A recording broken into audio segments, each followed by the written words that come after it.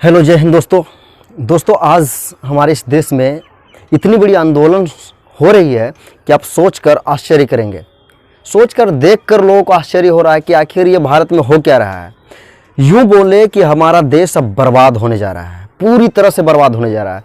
क्योंकि आपको पता है कि हमारा देश कृषि प्रधान देश है और कृषि प्रधान देश के अंदर किसान ही सबसे ज़्यादा मात्रा में हैं।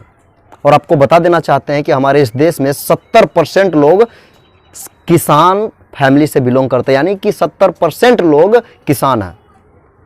और आज पूरे देश के किसान एक साथ उठ खड़े हुए एक आंदोलन के लिए, अपने हक अपने अधिकार की लड़ाई के लिए, और सरकार उनकी सुन ही नहीं रही है।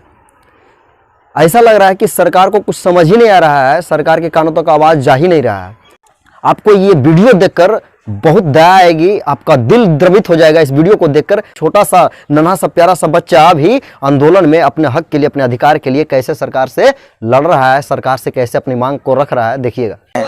ये देखिए, ये अपने जमीन को बचाने के लिए, अपने फसल को बचाने के लिए इस सरकार की आंखों में शर्म है कि नहीं मुझे नहीं पता। ये मासूम बच्चा पढ़ लिख के क्या बनना है? फौजी। फौजी? फौज में जाना है?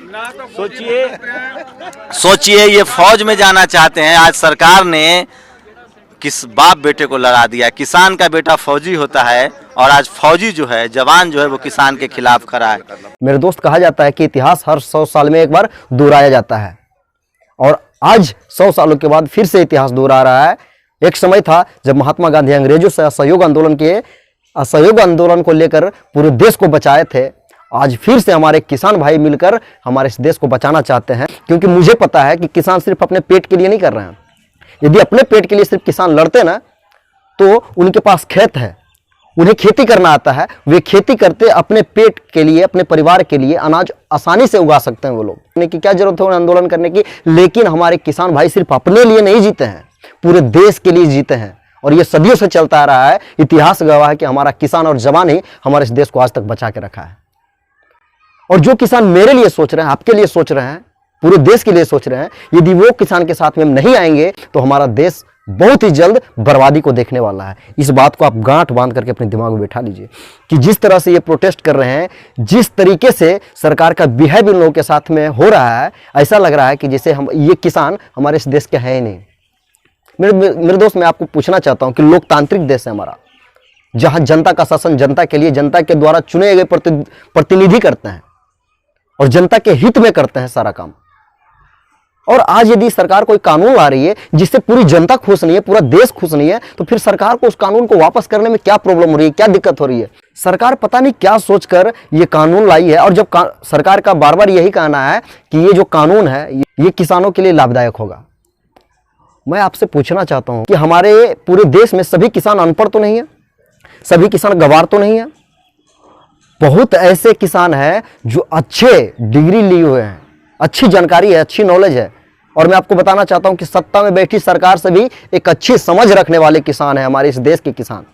क्या वे सभी किसान पागल हो गए जो यदि उनके लाभ के लिए कानून होता है तो वे प्रोटेस्ट करने पे उतर आते हैं? हो सकता है ऐसा कभी। बहुत सारे लोग ऐसे बोल रहे हैं कि किसानों को लोग बहका रहे हैं, तो बहकावे में आकर के ये आंदोलन कर रहे हैं। क्या हमारे किसानों के पास में सेंस नहीं है? क्या हमारे पास किसानों के पास में दिमाग नहीं है कि मुझे क्या करना है अपने हक के लिए, अपने अधिकार के लिए?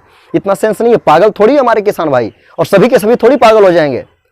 मेरे दोस्त, मैं आपको पूछना चाहता हूं कि इस लोकतांत्रिक देश में जहां पे किसी भी व्यक्ति को कहीं भी जाने की आजादी है, उस स्थिति में यदि हमारे किसान भाई पंजाब से, हरियाणा से चल करके यदि दिल्ली में प्रोटेस्ट करने के लिए आते हैं, आंदोलन करने के लिए आते हैं, और यदि वो जंतर मंतर के फील्ड में जाकर के बैठना चाहते हैं, सरकार से अपनी बातों को रखना चाहते हैं, तो क्या उन्हें अधिकार नहीं है दिल्ली में आने के लिए? इस तरह से उन्हें रोका जा रहा है, इस तरह से रोका जा रहा है जैसे कि कोई दूसरे देश के आतंकवादी दिल्ली में घुस रहा हो।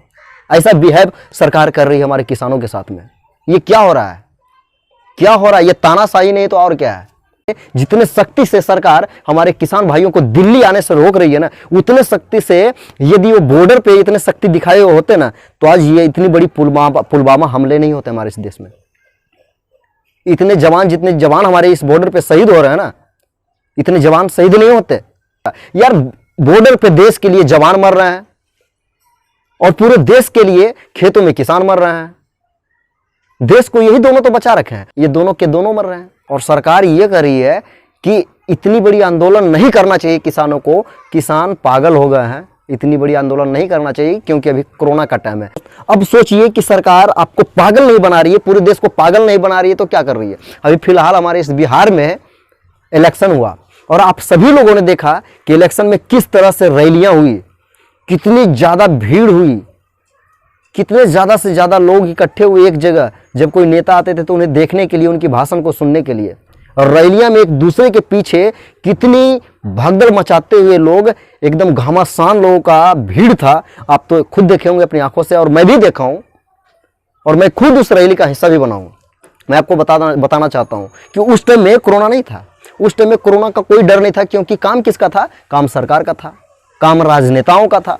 इसलिए कोरोना का डर तो है नहीं, क्योंकि ये कोरोना तो सिर्फ पहचानती है किसे, गरीबों को पहचानती है, छोटे छोटे लोगों को पहचानती है, किसानों को पहचानती है, मजदूरों को पहचानती है कि नहीं। ये कोरोना तो सिर्फ उन्हें ही होता है, ये राजनेताओं को तो होता नहीं है, बड़े बड़े उद्योगपति और बिजनेसमैन को तो होता ही नहीं है कि नहीं। यही है ना, इसीलिए ना आखिर किसानों को ही सिर्फ रोका जाता है, मजदूरों को ही रोका जाता है। यदि उनका काम आया ना तो कोरोना है, और यदि इनका काम आया ना तो कोरोना। सरकार का काम करना ही है, और जब मजदूरों का काम आया, किसानों का काम आया, तो कोरोना है।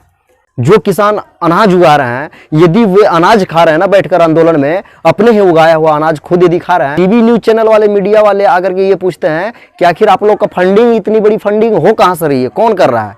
अरे मेरे दोस्त, आपको इतना सेंस नहीं है, आप मतलब क्या आपको बोले, आप इतने बड़े न्यूज चैनल चलाते हैं, पूरे देश को बताते हैं सही क्या है गलत क्या है, और आपको इतना दिमाग नहीं, इतना सेंस नहीं है, आप उससे पूछ रहे हैं कि आपको खाने के लिए कहां से मिल रहा है, जो खुद अन्न उगा करके पूरे देश को खिला रहे हैं, पूरे देश के भूख को जो मिटा रहा है। आप उनसे पूछ रहे हैं कि अनाज आपको कहां से मिल रहा है, खाने के लिए आपको कहां से मिल रहा है, फंडिंग आपको कहां से मिल रहा है। थोड़ा सा भी सेंस नहीं आप में। आप कैसे मतलब ये रिपोर्टर बन गए, आप कैसे एंकर बन गए फिर न्यूज चैनल में जाकर। हमारे किसान भाइयों के भी दर्द को समझिए कि किस तरह से कितनी मेहनत करके इस मिट्टी को सींचते हैं अपने खून और पसीने से, तब जाकर के अनाज उगता है। और जब अनाज उपजता है तो इनके अनाज, इनके उगाए हुए अपना अनाज का कीमत कोई और लगाता है। और ये कंपनी फैक्ट्री वाले जो आराम से बैठ करके मशीनों के द्वारा प्रोडक्शन करते हैं ना, किसी भी चीज को बनाते हैं, वे पहले ही अपने प्रोडक्ट के ऊपर MRP लिख देते हैं, फिक्स प्राइस कर देते हैं कि मेरा ये जो प्रोडक्ट है ना इतना में ही बिकेगा, और मार्केट में इतना में खरीदना पड़ेगा लोगों को, ना तो इससे ज्यादा में कोई बेच सकता है, ना ही इतना इससे कम में कोई बेच सकता है। लेकिन हमारे किसान भाई जब अनाज को उपजाते हैं अपने खून और पसीने की मेहनत से, धरती को सींच करके, दिन रात एक करके, पूरे परिवार मिल करके इस अनाज को उपजाते हैं, तो इनके अनाज का कीमत दूसरे को ही लगाते हैं। सोचिए कितनी शर्म की बात है हमारे इस देश में। प्लीज मैं सरकार से हाथ जोड़कर अपील करता हूं कि हमारे किसान भाइयों का जो अधिकार है, जो हक है, उन्हें दे दीजिए, उनसे मत छीनिए, उन्हें जिंदा रहने दीजिए। क्योंकि यदि हमारे किसान भाई जिंदा है इस देश में, हमारे अन्नदाता जिंदा है, तभी हमारा ये देश जीवित रहेगा, तभी हमारा देश बचेगा। वो लग रहा है कि सरकार ठीक कर रही है। मैं सभी लोगों से कहना चाहता हूँ, यदि ये अन्नदाता 1 साल अनाज नहीं उपजाएंगे ना, इस बात को ध्यान से सुनिएगा जो मैं बता रहा हूं, यदि उनका दिमाग घूम गया ना, और किसान यदि चाह लिए कि यदि हम अनाज सिर्फ अपने ही जरूरत का उगाएंगे, और यदि ये साल, 1 साल मात्र, 1 से या 2 साल, यदि सिर्फ अपने जरूरत का अनाज उगाएंगे ना अपने खेतों में, अपने जरूरत का, अपने परिवार के जरूरत का, उससे ज्यादा अनाज यदि नहीं उपजाएंगे ना, तो मैं आपको बताना चाहता हूं कि ये बड़े बड़े उद्योगपति और बड़े बड़े बिजनेसमैन ना गमले में खेती करेंगे, अपने घर के छज पे गमले जो होते हैं ना जिसमें फूल होते हैं, उसमें खेती करेंगे। तब उन्हें समझ में आएगा कि किसान का वैल्यू क्या है हमारे इस देश के अंदर। इस बात को आप गांठ बांध करके रख लीजिए। और किसान के पास कोई ऑप्शन नहीं बचेगा तो यही करेंगे। और मैं सभी किसान भाइयों से कहना चाहता हूं कि यदि सरकार आपकी बातों को नहीं सुने तो आप सिर्फ 2 साल अपने जरूरत का ही अनाज उगाइए, अपने परिवार की जरूरत का ही अनाज उगाइए, जितना में आप साल 2 साल खा लें उतना ही अनाज उगाइए। और फालतू का अनाज उगाना ही नहीं है। फालतू अनाज यदि उग भी गया ना तो उन्हें अपने यहाँ किसी भी तरह से स्टोर करके रख लीजिए, लेकिन उन्हें मार्केट में मत बेचिए, उन्हें सेल मत कीजिए, उन्हें कभी भी आगे मत जाने दीजिए। तब समझ में आएगा कि हमारे किसान भाइयों का वैल्यू क्या है हमारे इस देश में, हमारे किसान भाई किस तरह से पूरे देश को चला रहे हैं, पूरे देश को बचा रहे हैं। मेरे दोस्त, यदि आपको लगता है कि ये आंदोलन किसान सिर्फ अपने लिए कर रहे हैं, तो मैं आपको बताना चाहता हूँ कि यदि ये किसान आज आंदोलन नहीं करें और यदि सरकार इनकी बातें नहीं सुनी, तो मैं आपको गारंटी देकर कहता हूं कि आने वाले 1 साल के बाद आप इतनी बड़ी महंगाई को झेलने वाले हैं, इतनी भारी महंगाई को झेलने वाले हैं कि आप खुद नहीं समझ पाएंगे। पहले का कानून था कि कोई भी अपनी ज़रूरत से ज़्यादा का अनाज भंडारित नहीं कर सकता है, भंडारण नहीं कर सकता है, लेकिन उस कानून में ये सुधार करके दूसरे कानून लाया गया और अभी इस कानून में ये खुले तौर पर सरकार कहती है कि अभी अपने से आवश्यकता से ज़्यादा जितना ज़्यादा हम भंडारित करना चाहते हैं किसी भी चीज़ को या किसी भी अनाज को, वो हम कर सकते हैं। और मैं आपको बताना चाहता हूँ कि ये किसान भंडारित नहीं कर सकते अपने घर में, क्योंकि खुद किसान के घर छोटे होते हैं, भले खेत उनके पास बहुत ज़्यादा होते हैं लेकिन उनके घर छोटे होते हैं, उनके पास वो जगह नहीं होता है जहां वे अपने अनाज को भंडारित करके रख सके, स्टोर करके रख सके। ये कौन करेंगे? बड़े बड़े उद्योगपति, बड़े बड़े व्यापारी, बड़े बड़े बिजनेसमैन करेंगे, जो बड़े बड़े कोल्ड स्टोरेज बना करके रखे हुए हैं, बड़े बड़े हॉल बना करके रखे हुए हैं अनाज को भंडारित करने के लिए। स्टोरेज है, वे खरीद कर इनके इस अनाज को स्टॉक कर लेंगे, अपने पास भंडारित कर लेंगे, और जब सभी के सभी अनाज मार्केट में ख़त्म हो जाएगी तब इनका रेट बहुत ही तेज़ी से बढ़ेगा, क्योंकि मार्केट में अनाज जब कम जाएगा तो ऑटोमेटिकली उसका रेट बढ़ जाएगा। तो किसान कितना भी क्यों ना अनाज उपजा ले, कितना भी ज़्यादा मात्रा में क्यों ना अनाज उपजा ले, लेकिन इसका फ़ायदा पूरी तरह से बड़े बड़े बिजनेसमैन और बड़े बड़े उद्योगपतियों को ही होने वाला है।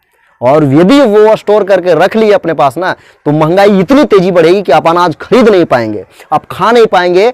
ये अनाज हमारे देश में होते हुए भी हमारे इस देश के लोग भूखे रहेंगे, लेकिन सरकार इनकी बातों को सुन ही नहीं रही है। इतिहास गवाह है कि अधिकार और हक मांगने से नहीं मिलता है, अधिकार और हक मांगने से नहीं मिलता है, इसे छीनना पड़ता है। तो आज अपना अधिकार और हक हमें छीनने की जरूरत है, किसान भाइयों को छीनने की जरूरत है। और किसान भाई अड़े हुए हैं अपने हक और अधिकार के लिए, छीनने के लिए तैयार हैं सरकार से। तो बस हम लोग को सपोर्ट करना है ताकि सरकार को भी समझ में आए कि हमारे देश की जनता मूर्ख नहीं रही, समझदार हो गई है। हमारी पढ़ी लिखी पीढ़ी अब अपना अधिकार और अपना हक मांगने के लिए खड़ी हो चुकी है, और हमारे किसान भाइयों का उनका अधिकार मिलना चाहिए, हम यही चाहते हैं। और सभी लोगों से मैं कहना चाहता हूँ मेरे दोस्त, इस किसान के लिए जो हमारे अन्नदाता हैं, हमारे इस मातृपुत्र के लिए, इस भूमिपुत्र के लिए एक बार अपना कदम बढ़ाइए और हमारे किसान भाइयों का मदद कीजिए, उन्हें आंदोलन में उनका साथ दीजिए, उनके अधिकार के लिए, उनके हक के लिए। और शांतिपूर्ण ढंग से ये लोग आंदोलन करें, बिल्कुल उसी तरह से जिसे महात्मा गांधी ने अंग्रेजों के खिलाफ असहयोग आंदोलन किया था।